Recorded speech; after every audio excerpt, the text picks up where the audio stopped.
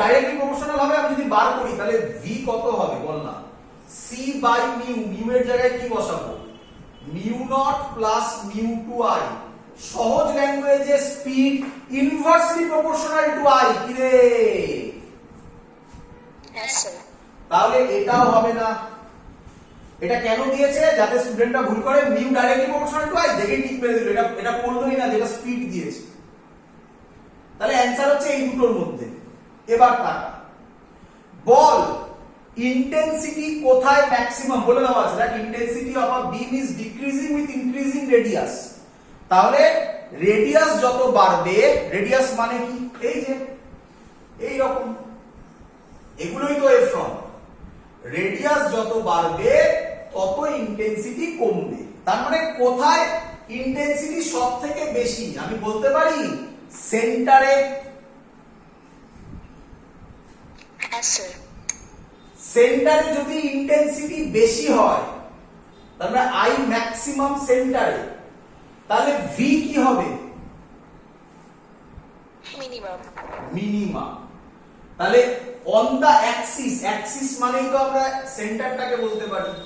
তাহলে বলো ম্যাক্সিমাম হবে না মিনিমাম হবে? মিনিমাম। মিনিমাম। Clear question? হ্যাঁ স্যার। নেক্সট মুছে দিলাম। থার্ড কোশ্চেন দিয়েছে। থার্ড কোশ্চেন দিয়েছে।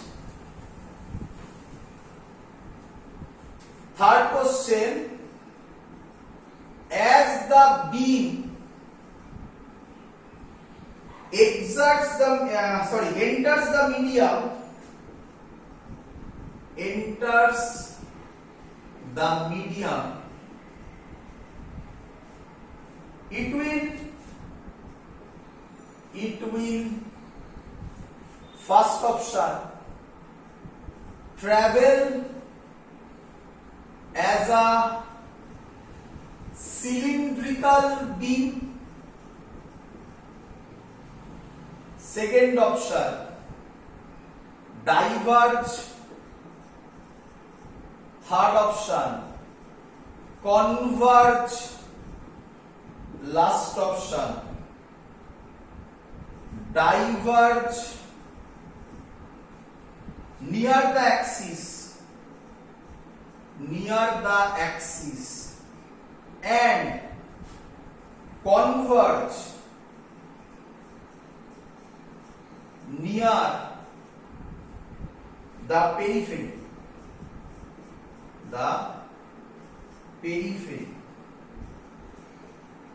চলো বোঝো।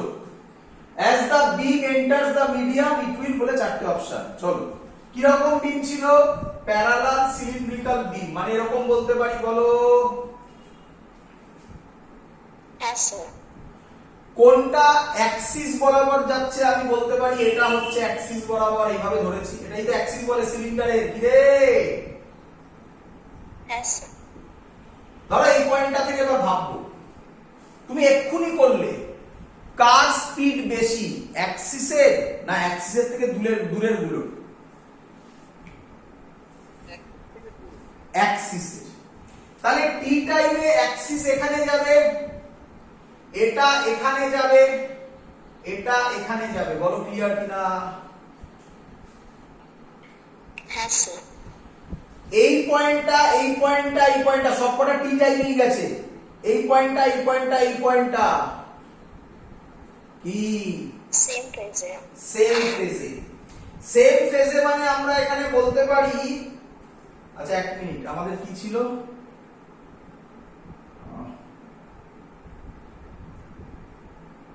এক মিনিট, কোথায় বেশি বলেছিল? Intensity of beam is decreasing with increasing radius. অ্যাক্সিসে ম্যাক্সিমাম ছিল তো?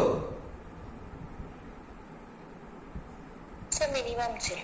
অ্যাক্সিসে মিনিমাম ছিল? হ্যাঁ স্যার। তাহলে ভুলে গেছি। এই হবে, এই হবে, এই হবে। এবার ঠিক আছে? হ্যাঁ স্যার। তাহলে এই তিনটে সেম ফেজে জয়েন করে দাও। কি এরকম ওয়েভ ফ্রন্ট হবে? হ্যাঁ স্যার। তাহলে আমি বলতে পারি এরা আস্তে আস্তে কনভার্জ করবে না ডাইভার্জ করবে? কনভার্জ করবে। যদি না বুঝতে পারো তাহলে এইভাবে ভাবো, বাবা পয়েন্ট সোর্সের ওয়েভ ফ্রন্ট কি হয়? স্ফেরিক্যাল। এটা ক্লিয়ার? হ্যাঁ স্যার। এবার দেখো, এই দেখো এইটুকুনি মুছে দাও, দেখো এটা ওয়েভ ফ্রন্ট হয়েছে।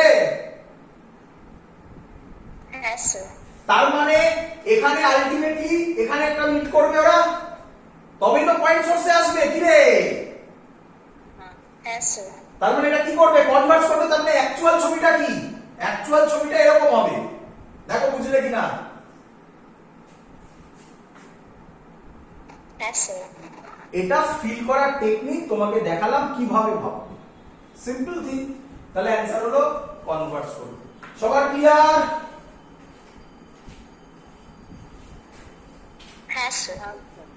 তো যত যত জায়গা ছিল সেখান থেকে আমি তোমাকে কোশ্চেনগুলো পড়িয়ে দিলাম। এবারে এরপরে according to board syllabus laws of reflection, laws of রিফ্র্যাকশনের প্রুভ হয়, সেগুলো আমাদের এখানে জয়েন্টে করার কোনো মানে হয় না। এরপরে আমরা যেটাতে চলে যাব তার নাম ইন্টারফেয়ারেন্স। ইন্টারফেয়ারেন্সে যেখান থেকে বলছি সেখান থেকে মনে রাখবে। চলো, ক্লাস 11এও তোমরা এটা করেছো, দেখে নাও। হেডিং দেবে এবারে তাহলে ইন্টারফেয়ারেন্স। আচ্ছা,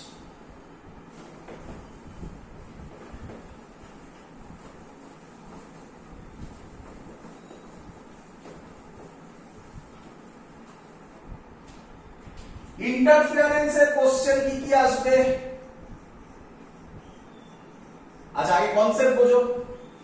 ইন্টারফেয়ারেন্স মানে দুটো ওয়েভ গিয়ে সুপার ইম্পোজ করার পর, দুটো কেন, তিনটে চারটে যত ইচ্ছা হতে পারে, তারা যে প্যাটার্নটা তৈরি করে তাকে বলা, তারা যে এফেক্টটা তৈরি করে তাকে বলা হয় ইন্টারফেয়ারেন্স।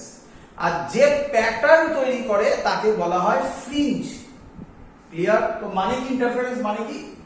ধরো এখান থেকে একটা ওয়েভ আসছে, এখান থেকে একটা ওয়েভ গেল, এটার ইকুয়েশন ধরো লিখলে a1 sin omega t minus x, এটার ইকুয়েশন লিখলে a2 sin omega t minus x plus 5। তোমাদের আশা করি মনে আছে এগুলো সব ওয়েভ, এগুলো ওয়েভের ইকুয়েশন, তাই তো নাকি?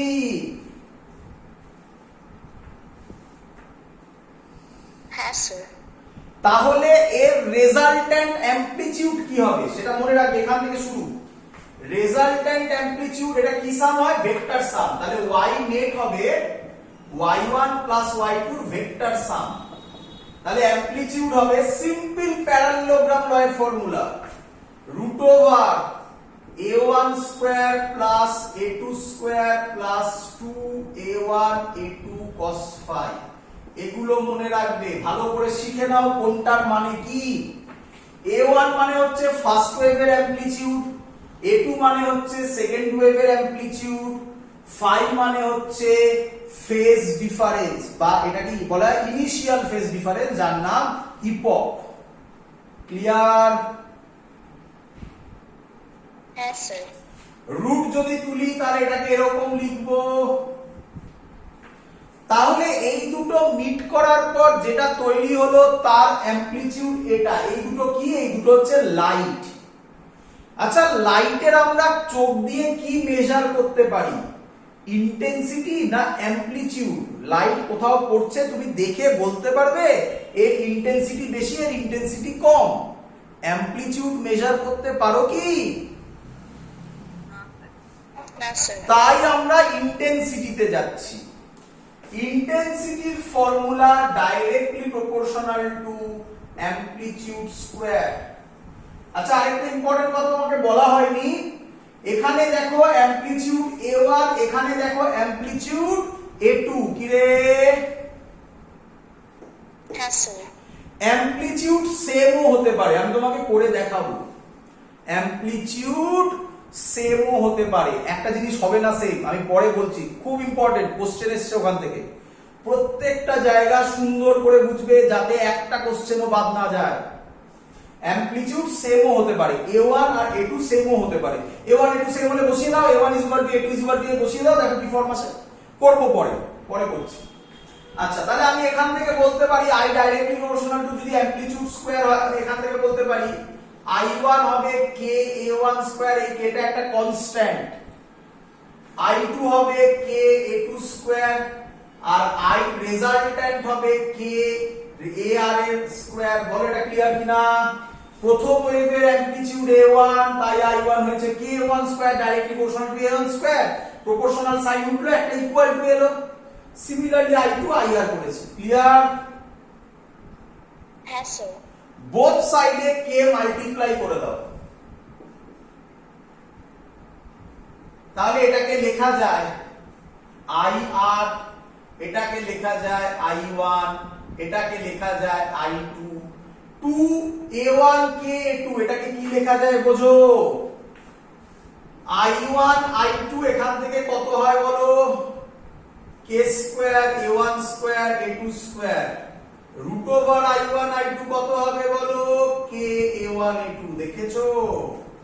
তাহলে 2a1 a2 ইনটু k, এটা হবে রুট 2 তো ছিলই, সরি 2 নয়, এইটা হবে 2 root over i1 i2 cos 5। মনে রাখবে বাবা, এই ফর্মুলাগুলো ডিরাইভ করার কোনো দরকার নেই, মনে রাখবে ডাইরেক্টলি। ক্লিয়ার সবার? হ্যাঁ স্যার। চলো ভালো করে দেখবে এবারে। আচ্ছা,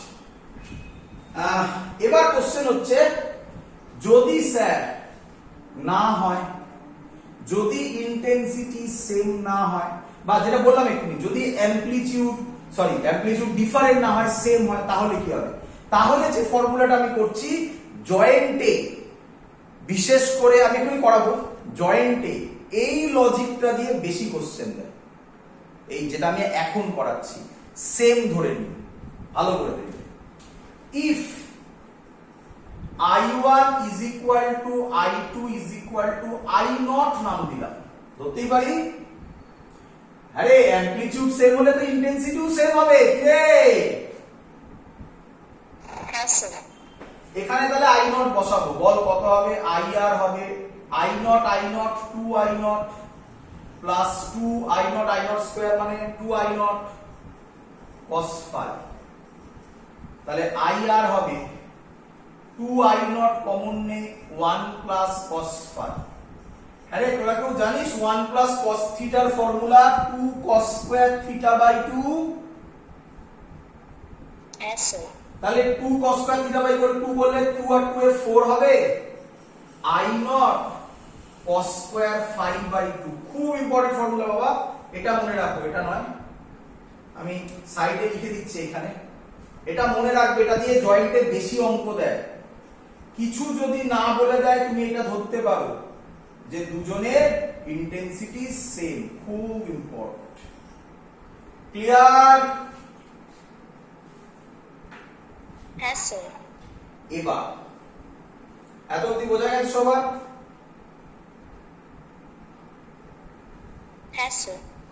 এবার আমি যেটা বলতে চলেছি, এখান থেকে AIEEE 2003, মানে যেই মেন যেটা, সেটাকেই বলা হয়, 2003 এ একবার কোশ্চেন এসেছিল। এটা ভালো করে শুনবে বাবা, এটা বোর্ডসেরই কনসেপ্ট, আমি বোর্ডসেও এটা বলেছি, এখানেও এখান থেকে কোশ্চেন আসে, জয়েন্টেও এখান থেকে কোশ্চেন আসে, তাই এটা আমি আবার রিপিট করছি, ভালো করে দেখবে। এত অবধি আগে সবাই নোট ডাউন করে দেবে, দুটো ফর্মুলা মনে রাখতে হবে, IR is equal to এইটা, IR is equal to 4i0 cos square 5 by 2, যদি ইন্টেন্সিটি সেম হয়। ক্লিয়ার এত অবধি?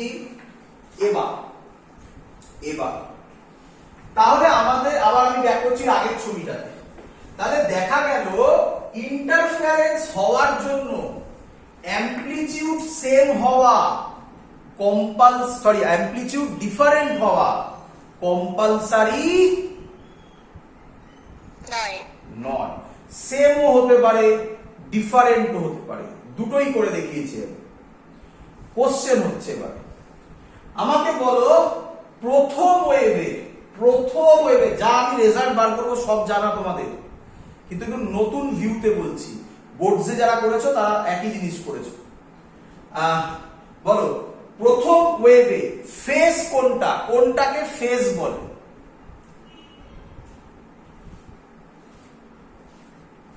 ওমেগা টি মাইনাস কে এক্স। Very good. এইভাবে মনে রাখো, সাইনের পর যে থাকে সে ফেজ, তাই তো? কি রে? হ্যাঁ স্যার। তাহলে প্রথমের ফেজ হচ্ছে এটা, পরের ফেজ তাহলে কি বলো? এটা। হ্যাঁ স্যার। আচ্ছা, আমরা এখান থেকে বলতে পারি ফেজ ডিফারেন্স। ফেজ, আচ্ছা আমি এক কাজ করলাম, আমি ফাইটাকে এখানে না নিয়ে একটু অন্যরকম করছি, তাহলে বুঝতে আরো সুবিধা হবে। ফাইটাকে না নিয়ে এটাকে x1 করলাম, এটাকে x2 করলাম। ক্লিয়ার? হ্যাঁ স্যার। একটু সাবধান, এই কে যা আর ইন্টেন্সিটির যে লিখেছি কে স্কয়ার, এই কে আলাদা। এই কে কে বলা হয় প্রপাগেশন ভেক্টর, এর ফর্মুলা 2π/λ, ক্লাস 11 এ করা হয়েছিল। এই কে কে বলা হয় প্রপোর্শনাল কনস্ট্যান্ট, এই কে এক নয়, প্রপোর্শনাল কনস্ট্যান্ট। চলো তাহলে বলো ফেজ ডিফারেন্স কত হবে? ফেজ ডিফারেন্স কত হবে? এটা থেকে এটা মাইনাস হবে, ওমেগা টি মাইনাস কে x one minus omega t মাইনাসে মাইনাসে প্লাস কে এক্স টু। বলো ক্লিয়ার কিনা? হ্যাঁ স্যার। ওমেগা টি কেটে যাবে, তাহলে এটা হবে কে কমন নিয়ে এক্স টু টাকে আগে লিখি, x two minus x one.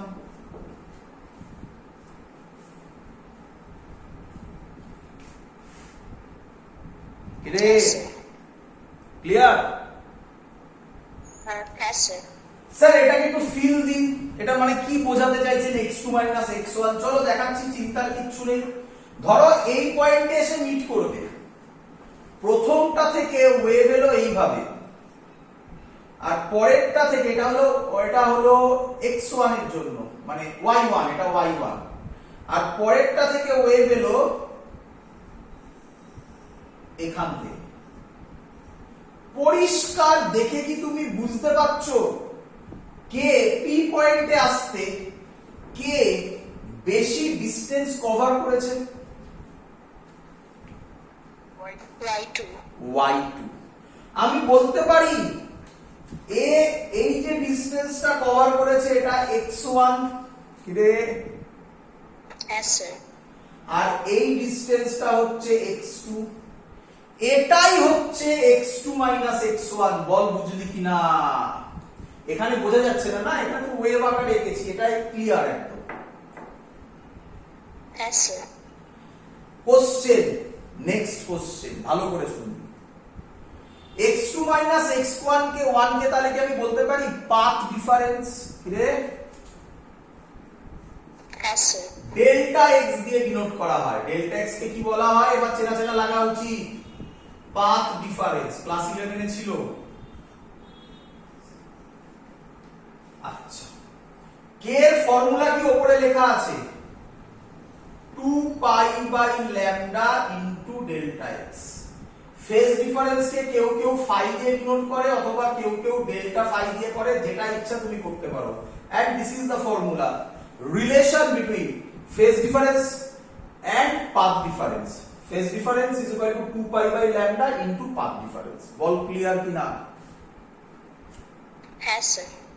মনে পড়ে আমি যখন প্রথম ইকুয়েশন লিখেছিলাম তখন ভুল করে হোক আর যাই করে হোক x1 আর x2 ইকুয়াল দিয়ে ফেলেছিলাম, মনে পড়ে?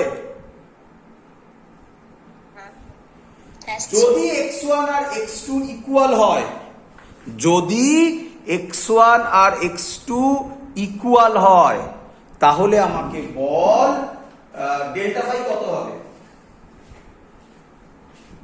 0। ভেরি গুড, ডেল্টা ফাই 0 হবে। তার মানে সহজ কথায় ফেজ ডিফারেন্সটা কার সাথে শুধুমাত্র ডিপেন্ডেন্ট হয়ে গেল? 2π/λ তো কনস্ট্যান্ট, তাহলে শুধু কার উপর ডিপেন্ড করলো?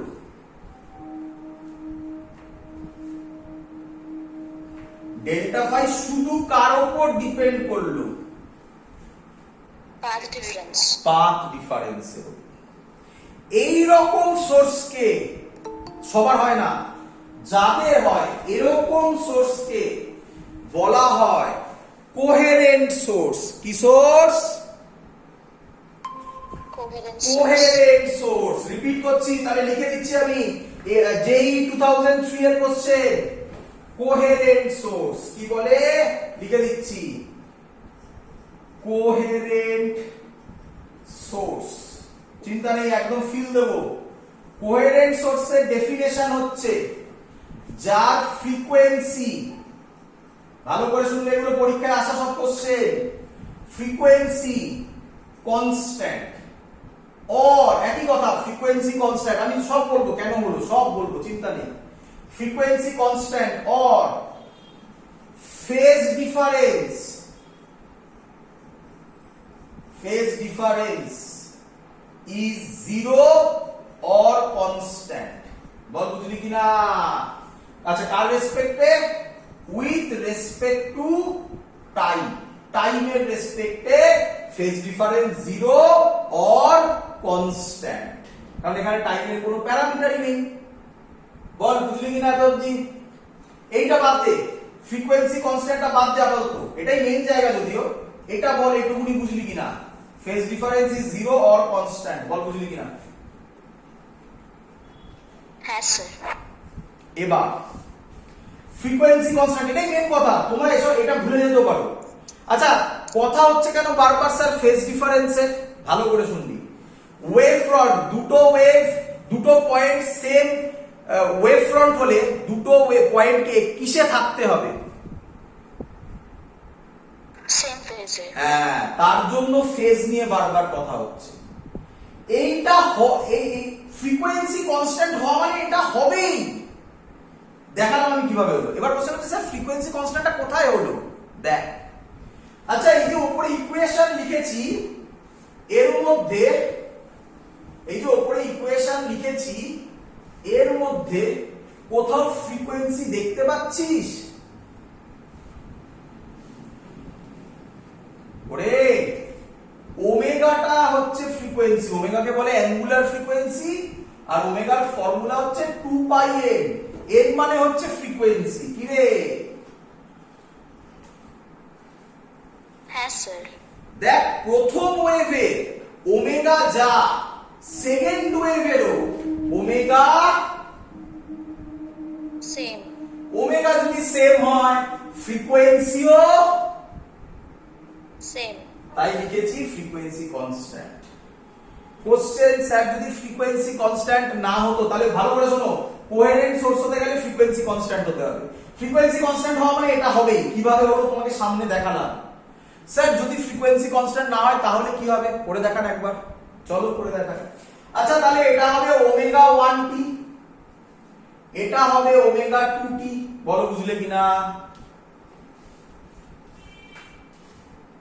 হ্যাঁ স্যার।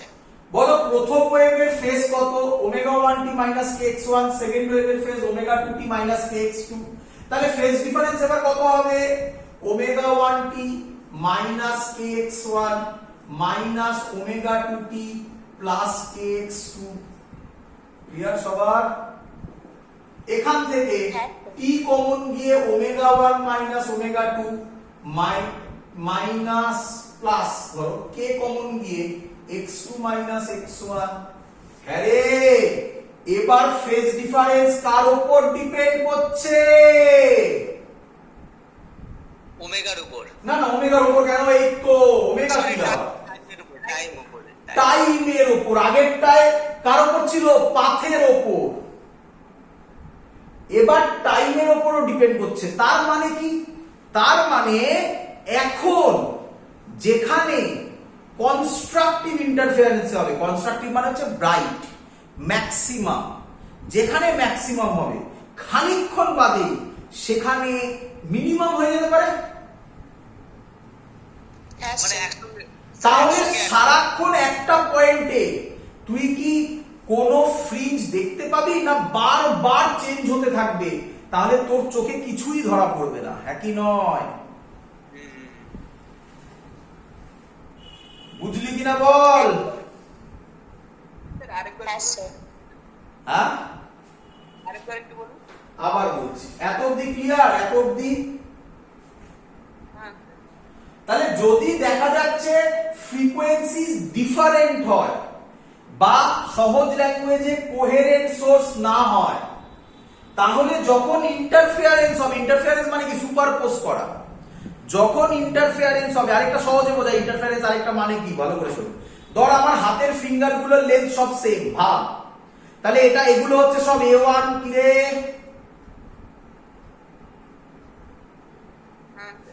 আর এগুলো হলো A2। এবার এইভাবে সুপারপোজ করতে পারে, বল রেজাল্ট্যান্ট আরো বেড়ে গেল না কমলো? বেড়ে যাবে। এইভাবে করতে পারে, বল রেজাল্ট্যান্ট বাড়লো না কমলো? তাহলে দেখা যাচ্ছে ইন্টারফেয়ারেন্সে যেটা হবে সেটা কার উপর ডিপেন্ড করে যাচ্ছে? ফেজ ডিফারেন্স, এবারে টাইমের উপর। তাহলে এখন যেখানে কনস্ট্রাকটিভ হলো, খানিকক্ষণ বাদে হতেই পারে সেখানে ডিস্ট্রাকটিভ হবে। তাহলে কি তুই ইন্টারফেয়ারেন্স প্যাটার্নটা যেটা দেখতে পারবি, ব্রাইট ডার্ক, এক্ষুনি আসবো, সেটা কনস্ট্যান্ট থাকবে না চেঞ্জ হতে থাকবে? চেঞ্জ হতে থাকবে। চেঞ্জ হতে থাকলে চোখে বুঝতে পারবি সেটা দেখে? না। দ্যাটস ওয়াই ফর ইন্টারফেয়ারেন্স, এই হলো question, that's why for interference source কি হতে হবে? কি সোর্স হতে হবে? Coherent source. কোহেরেন্ট সোর্স মানেই কি হতে হবে? Constant frequency. ফ্রিকোয়েন্সি কনস্ট্যান্ট মানেই কি হতে হবে? এই মনে রাখতে হবে, ব্যাস গল্প শেষ। 2003 AIEEE 2003, তখন AIEEE বলতো আর কি, মানে এখনকার যেই মেন। 2003 কি কোশ্চেন দিয়েছে? কি কোশ্চেন দিয়েছে? কোথায় গেল? 2003 কোশ্চেন দিয়েছে যে for interference which one is constant বলে অপশন ছিল, পাথ ডিফারেন্স, তারপরে ছিল আর অনেক অপশন ছিল। অ্যান্সার হবে কি হবে? Answer frequency. ক্লিয়ার? হ্যাঁ স্যার তো এই হলো তার মিনিং। এখান থেকে যেভাবে ইচ্ছা কোশ্চেন দিতে পারে, এবার ঘোরাবে এখান থেকে। কি ঘোরাবে? লজিক এই, এর বাইরে আর কিছু আসবে না। চলো এগোই। হ্যাঁ স্যার মুছে দিলাম, একটু এগিয়ে গিয়ে তারপরে বাকি অঙ্কগুলো করছি। তাহলে আমরা যেটা পেলাম ইন্টারফেয়ারেন্সের ফর্মুলা, তার প্রথম ফর্মুলা হচ্ছে IR, I1 plus I2 plus 2 root over I1 I2 cos phi। বলো জানো কি জানো না? হ্যাঁ স্যার। হ্যাঁ sir next, delta phi is equal to 2 pi by lambda, কেউ কেউ এটা ডেল্টা ফাই এর জায়গায় ফাই করে, বারবার বলছি, ইনটু ডেল্টা এক্স। ফাই কে বলা হয় ফেজ ডিফারেন্স, ডেল্টা এক্স কে বলা হয় পাথ ডিফারেন্স। ক্লিয়ার? হ্যাঁ স্যার চলো এবার আমরা যেটা করব, যেটা বললাম এক্ষুনি, যে এইভাবে ম্যাচ হতে পারে, এইভাবে ম্যাচ হতে পারে। এইভাবে ম্যাচটাকে বলা হয় কনস্ট্রাকটিভ ইন্টারফেয়ারেন্স। কনস্ট্রাকটিভ, কনস্ট্রাকটিভ মানে ব্রাইট ফ্রিঞ্জ। এটা আমি যে করাচ্ছি বোর্ডে যা করিয়েছি তাই। কনস্ট্রাকটিভ মানে কি ফ্রিঞ্জ? Bright fringe. ও সরি সরি সরি সরি, আরেকটা ফর্মুলা তো লিখিনি আমি, ওটাও ইম্পর্টেন্ট। IR ছিল 4I0 cos square phi by 2। কিরে এটাও জানো কিনা বলো? হ্যাঁ স্যার। হ্যাঁ স্যার চলো, কনস্ট্রাকটিভ আর ব্রাইট ফ্রিঞ্জ। আচ্ছা বলো আমাকে, আর এখানে ডিস্ট্রাকটিভ করব। হ্যাঁ বলো আমাকে, কনস্ট্রাকটিভ হতে গেলে IR কে কি হতে হবে? ম্যাক্সিমাম না মিনিমাম? ম্যাক্সিমাম। ম্যাক্সিমাম। আমি আর লিখছি না, তোমরা লিখো IR ম্যাক্সিমাম। আমি লিখলে আমি ধরাতে পারবো কিনা জানি না, আচ্ছা লিখি, পরে দেখা যাবে। IR max. আচ্ছা এই ফর্মুলাতে কোন ভদ্রলোক আছে, কোন প্যারামিটার আছে যে যার ভ্যালু চেঞ্জ হতে পারে? That will be phi. Phi না cos phi? cos phi। cos phi। IR যদি ম্যাক্সিমাম হয় cos phi এর ভ্যালু কি হতে হবে? 1. ম্যাক্সিমাম 1 একদম ম্যাক্সিমাম cos phi এর ম্যাক্সিমাম ভ্যালু 1 প্লাস 1 ক্লিয়ার আচ্ছা cos phi যদি 1 হয় phi এর ভ্যালু কত হলে 1 হয় cos 0 তে 1 হয় আর কততে 1 হয় cos 2 pi তে 1 হয় আর কত দেওয়া তো পেয়ে গেছে 4 pi 6 pi dot dot dot বলো বুঝলে কিনা হ্যাঁ স্যার তাহলে phi এর জেনারেল সলিউশন বলতে পারি 2m pi যেখানে m এর value 0 1 2 dot dot dot m এর জায়গায় 0 বসাও দেখো 0 আসছে কিনা m এর জায়গায় m এর জায়গায় 1 বসাও দেখো 2 pi আসছে কিনা এটাকে বলা হয় জেনারেল সলিউশন মনে রাখতে হবে phi 2m pi হলে কনস্ট্রাকটিভ ইন্টারফারেন্স হবে যেগুলো আমি গোল করছি সেগুলো মনে রাখতে হবে এগুলো গোল হবে এগুলো মনে রাখতে হবে বাকিগুলো ভুলে যাও কিছু আপত্তি নেই ক্লিয়ার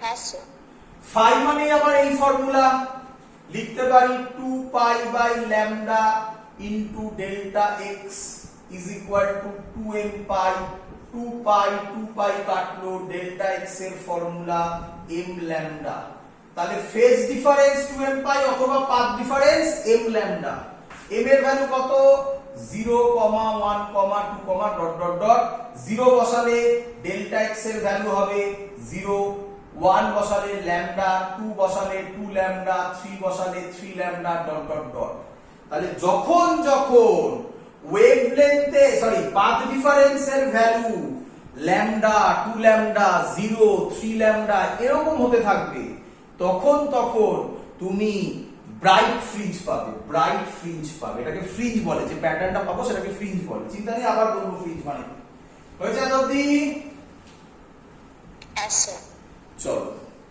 আচ্ছা বাবা phi এর জায়গায় যদি cos phi এর জায়গায় যদি আমি 1 বসাই তাহলে i max পাবে আমি স্টেপ জাম্প করে ডাইরেক্ট ফর্মুলা লিখছি দেখি ধরতে পারো কিনা √i1 plus √i2 √i1 plus √i2 whole square যারা বুঝতে পারছো না তারা এটাকে ভেঙে দাও দেখো কি পাবে i1 plus i2 plus 2 √i1 i2 cos phi তো 1 হয়ে গেছে দেখো এটা পাবে কিনা ক্লিয়ার হ্যাঁ স্যার চলো এবার লিখবো একই ভাবে উল্টোটা করব ডিস্ট্রাকটিভ